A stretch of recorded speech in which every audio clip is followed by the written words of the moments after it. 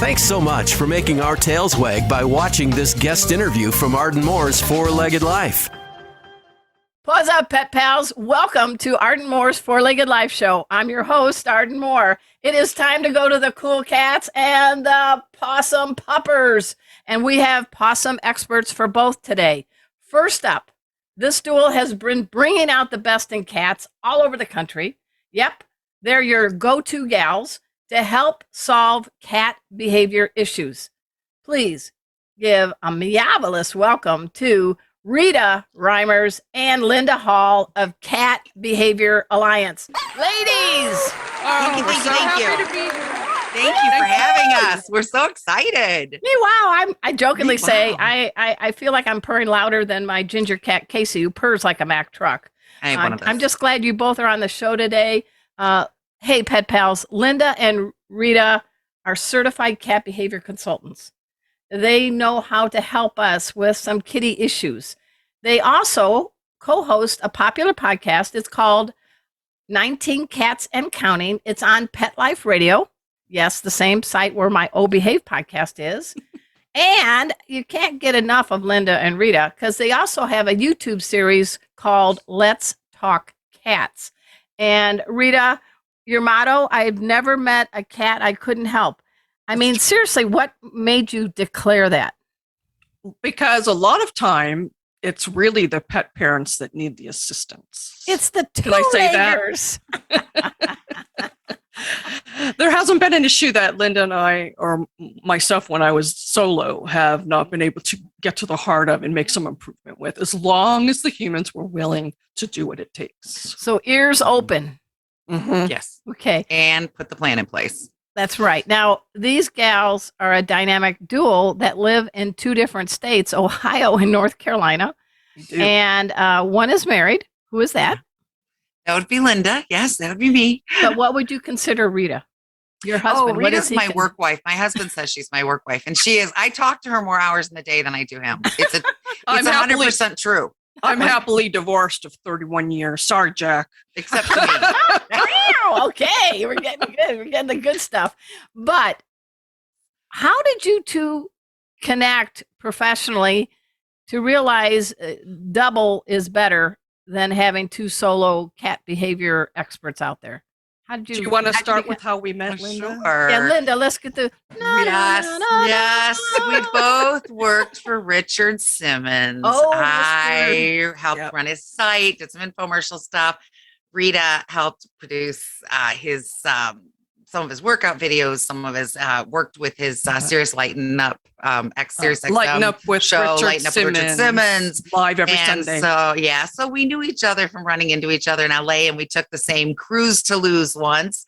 And then when I started getting cats and started having issues, I turned to her and I became fascinated, like a kid who's never been to school and is starving, for all the stuff she taught me. I will never forget the moment she taught me about the slow blink, and I realized I could communicate to my cats. I love you too, Arden. And, and then I just, I would go visit her. I went to work with her in the pet sitting business, cats only. And I would spend time with her and watch her with her cats. And I was just in love and the need for behaviors. All right. From your perspective, Rita, why is it good to have a Linda on the team? Well, I am more of the, serious, here's the facts, boom, boom, boom. I'm from New York. You know how we are. Linda adds the sparkle to us. Sparkle? She's better at creating rapport, and her writing, like, again, I'm the facts, and she puts the oomph into it. So as of this month, she's sharing my byline at Catster Magazine. So we're both writing together. How handy.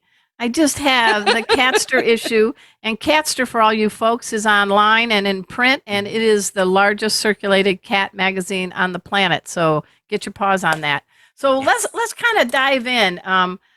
There's a lot of things we can ask you both about cats, but since your podcast is called 19 Cats and Counting, you all are pretty good experts about life in the multi-pet household. And after COVID, well, it's still here, but lots of people got kittens and cats and dogs, and it's more than Noah's Ark. So my house, we have 2 dogs and 4 cats.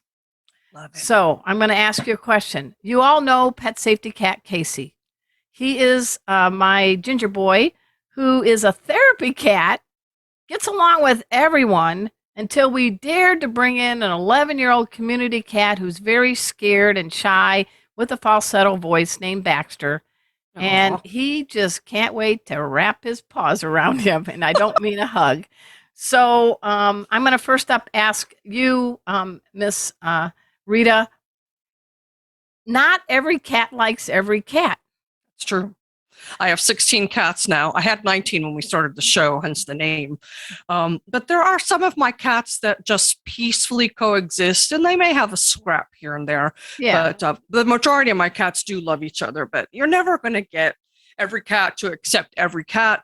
We shoot for peaceful coexistence. If they fall in love and become buddies, so much the better. Yeah. So we've put up a screen in the spare bedroom where Baxter hangs out so they can see each other. We've used Feel Away. That's perfect. We've used mealtime sharing. But when I see Casey's pupils dilate and his whiskers taunt and he gets in a slink, I don't think that is, hey, Baxter, I love you, man. So what can I do? I do separate them during the day by, you all can see, this is Ard's den, my backyard office, and Casey's sleeping right now. But is there anything else you could suggest? We're being calm. We're giving Baxter freedom during the day to be hanging out with the others who actually like him. So he's getting socialized, but he doesn't want to fight Casey. He gets nervous and he wants to run away. He's not a fighter, so he's not standing up for himself. And that stokes Casey's hunting instinct. Oh, okay. He can sense the fear. And Feel Away, we love Feel Away, but it's only so powerful. There's nothing in it. There's no propellant to push the enzymes out into the air. So unless you say, Casey, sit right here and don't move except for 200 feet around the outlet, it's not going to help entirely.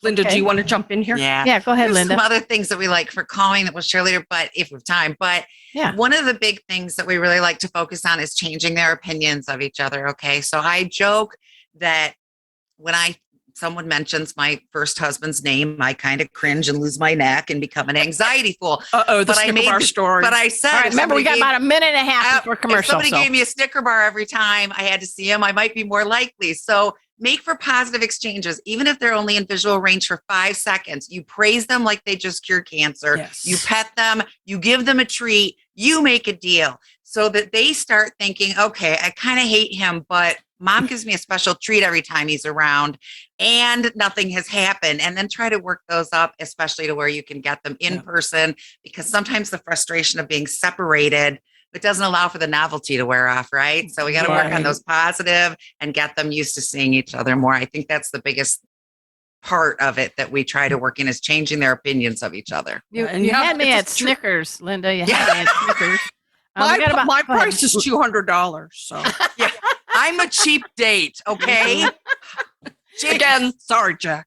All right. And I do want everyone, Pet Pals, please go to catbehavioralliance.com after the show, and you're going to find out more ways that they can help you. We're going to take a quick break right now. And when we come back, we're going to tackle some other catty issues, including and even talk about some feline traits that just might surprise you. So sit, purr. We'll be right back. Welcome back to Arden Moore's Four-Legged Life Show. I'm your host, Arden Moore. That makes it easy, right? All right. We're having 2 amazing cat behavior consultants here on the show. We have Rita Reimers and Linda Hall. They are teamed up to create the Cat Behavior Alliance. I want you to check them out. They also have a podcast, 19 Cats and Counting, on Pet Life Radio. And I know one thing. I think it's a good time, 2022, to be a cat. I'm going to tee it up with Linda first this time. Why do you think indoor cats are rising in popularity now, especially among the millennials? Cats are I love dogs, have a dog, but cats, I don't have to come home and let the cat out to pee. I don't, the needs, the running, the exercise, spaces. You can have a studio apartment and have a cat. Go well, up I'm in a 200 square right? foot. I'm in a 200 square foot backyard office, Ard's Den, and exactly. There's 1, 2, 3, 4 elevated spaces for my 2 cats. Yes, I get it. It's heaven. I get it. This is what we do for our cats, and people are starting to see the value in this. Cats are not. It's not that they're unsocial or that they don't need attention. They do, but it's a very different way. And in my opinion, it's much more manageable if you're short on time, gone long hours, or have small spaces. It's more manageable. Rita, go ahead. Yeah. When 16 cats want to jump on me every morning and every night, and they form a line. I have to cuddle them for an hour before I get up. Yeah, but I would love to check out your stress hormones after that, Rita. I bet they're very low. I bet they are. You're oozing in oxytocin. I mean, I love it. Yes. Yeah. All right. Yes. So cats, they've been on this planet for zillions of years. They sort of sat on the sidelines watching what DOGs are doing, deciding whether or not us humans should be worthy of hanging out with. They definitely are not pleasers as our dogs are, but they kind of do form great connections. I know Casey's my BFF. He is my best feline friend. He is a mama's boy. We finish each other's sentences. Aww. So my question to you, I'm going to start with Rita. What are a few feline traits that may just surprise our pet pals tuning in? Well, I think the fact that cats are loyal, they do form tight bonds with their humans. Once your cats really, really love you, they'll fall all over themselves to please you. Yeah. They really will. How about you, Linda? You got one?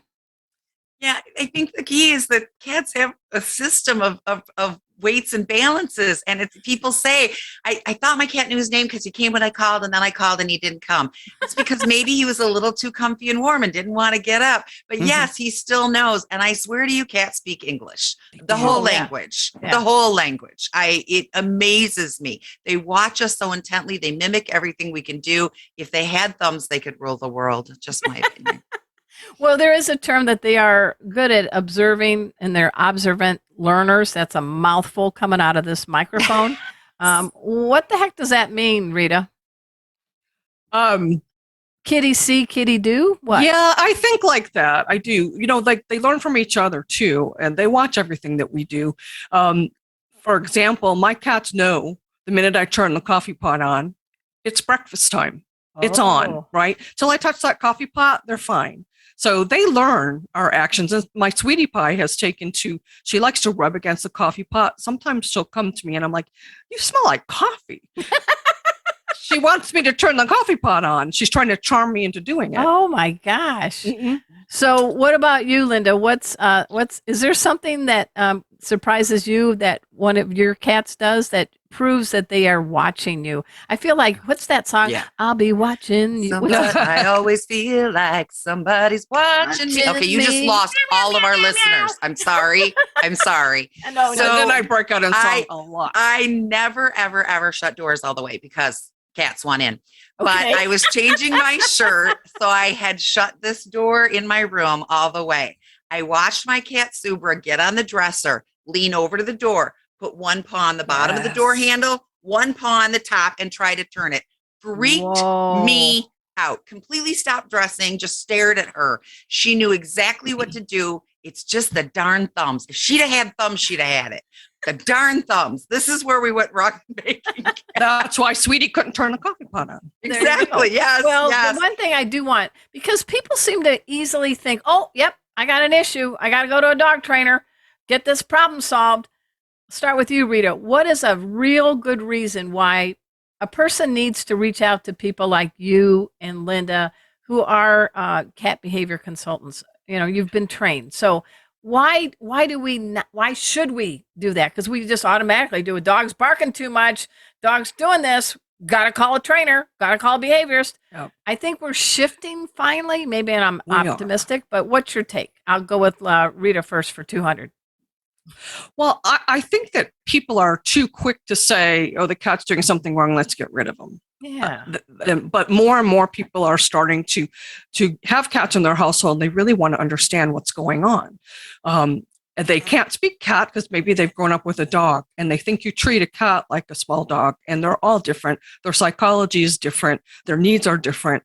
So I really think just to understand what your basic cats need is a great reason to reach out to us. Okay. And Linda, how do you make a person realize there's an issue, but it has some, we have some ideas that can tackle it?